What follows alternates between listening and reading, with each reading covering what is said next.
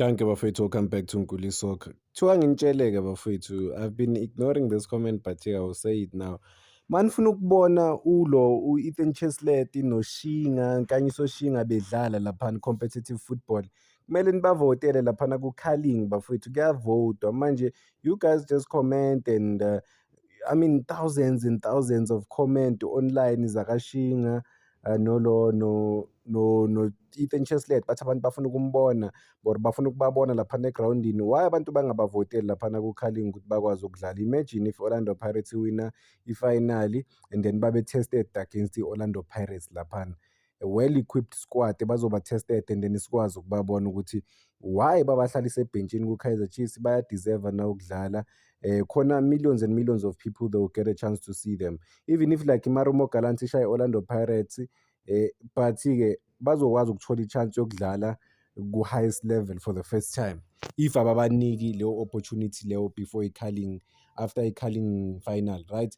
So get on your phone, nibavotele labantu laba boba-2, nivotele wonke umuntu enifuna ukumbona, especially uShinga no-Ethan Cheslett abakathola ama-opportunities.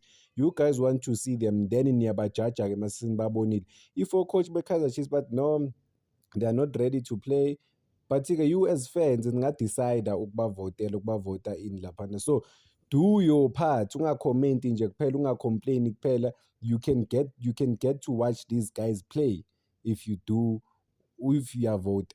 uShinga usayinwe as i-left back laphana ku-Kaizer Chiefs. Kwazi bani ukuthi mhlawumbe laphana ku-Carling knockout, yes, ama-Carling knockout champions, and then mesedlala ne-Carling team lezovotelwa abantu, ezovotelwa ama-fans, ukuthi maybe if kungaba nenye i-left back bangakwazi ukumbeka kwenye position, or just nje ukuthi abe khona laphana ethimini, and then i-coach of the day decide ukuthi isquad sabo babadlalisa kanjani. Siyazi ukuthi obani abazoqala, siyazi ukuthi noma bangabasebhentshini long baba khona laphana kuma-substitution, bazoyithola opportunity bangene boma-second half. Vote for the guys to play. Ngiyazi ukuthi abantu abaningi but they can't wait to see uCheslett, because uCheslett unamagoli awu-42 in 5 years as a creative midfielder.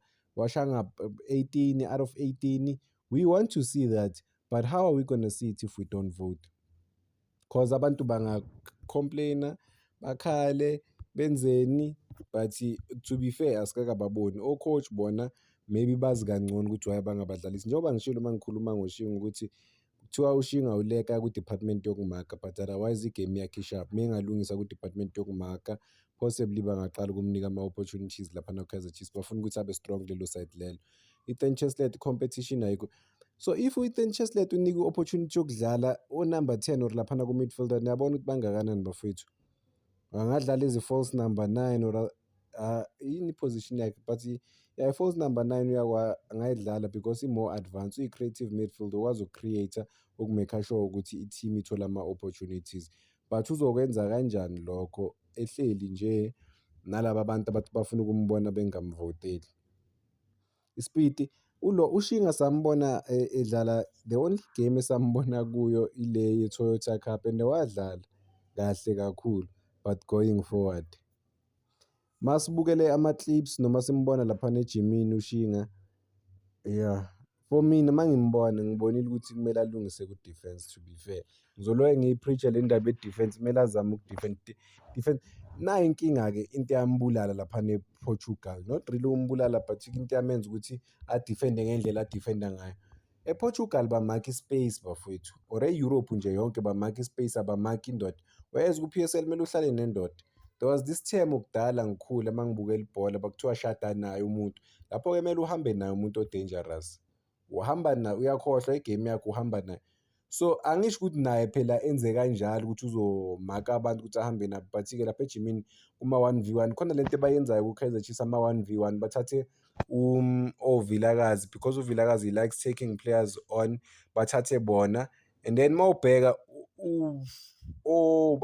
player uMcCarthy benza kangcono compared to uCheslett kulabo 1v1. They are able to stop oVilakazi, they are able to stop oLilepo, able to stop oModi, whereas umuntu ongathi nje kunokuxega kancane in terms of ukudefenda and be able to stop the guys at Chiefs would be uShinga.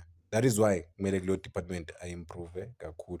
Sisibheke omunye ongakatholi nayi into abayenzile ama-fans, uThulani Touch Mabasa ukhona, uNaledi Hlongwane, bakhona bobawu-2 laphana abavotelwa ama-fans. So far bakhona laphana eskwatini ukuthi ama-fans ayabavotela because of ama-fans they understand ukuthi la bantu laba abadlali. So ukuthola i-opportunity enkulu yokuthi badlale laphana ku-Carling against ama-champions kuzobanika leyo confidence leyo ukuthi they can hold their own against ama-senior players, and kula no-coach technical team management ezobona khona ukuthi okay, we have a player elingasabi ukukhompyutha with the big boys. But everything iqala kuma-fans. Even noMayo ama-fans ayaqinisa. uMayo, he was there, he only dropped because amavoti for yena stopped coming in. He was there, he was voted. But-ke player leader, kusho ukuthi the most famous player eSouth Africa or iplayer bafuna ukulibona kakhulu ugoalkeeper uPietersen, but you can't blame ama-fans because of uPietersen uvimba kahle kakhulu for iKaizer Chiefs. So ujabulisa abantu abaningi, that is why athole amavote over 100,000.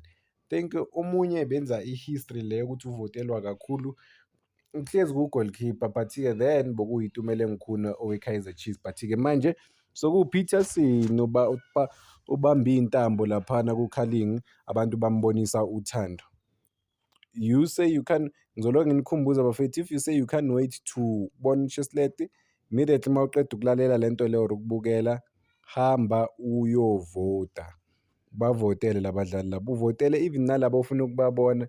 But-ke if obviously ama-fans angavotela Ethan Cheslett noShinga in big numbers, for sure bazongena badlale. Kuyoba in a way kuyobe kuyi-audition labo, noma ngithi kuyobe kuyi-trial labo for iKaizer Chiefs when the league returns, ukuthi okay, naba abaphakamisa izandla zabo abafowethu, bathi bona bayafuna ukulwa, bayafuna ukudlala. So yeah, sibafisela inhlanhla laphana ku-Kaizer Chiefs. Akukho lula ukudlalela i-team efana ne-Kaizer Chiefs, akukho lula at all. Ngikhulume nangoBatman izolo ngathi uBatman uthola ama-endorsement deal, akakadlali nokudlala. NoShinga, I'm sure maybe at the same time ngathola ukuthi uShinga iplayer good, fine, but-ke just nje ibhazi yokuba ku-Kaizer Chiefs, there's something about leya team le. Imagine-ke i-pressure siyibona from a distance. Imagine when you have to grasp yonke leyo pressure leyo, and you are watching from ama-stands, right? And then you see your players bageja bengadlali kahle, and then when you get to social media, uyabona ukuthi bayabashisa bafowethu, bayabadonora ku-social media abadlali. That moment kaDupreez, moment kaMayo la thinta khona ibhola beliyongena laModi. So khona izinto ongeke uzenze maku-Kaizer Chiefs because everything ku-Kaizer Chiefs ama-headlines. Danko bafowethu, ngicela ningakhohlwa uku-like and subscribe.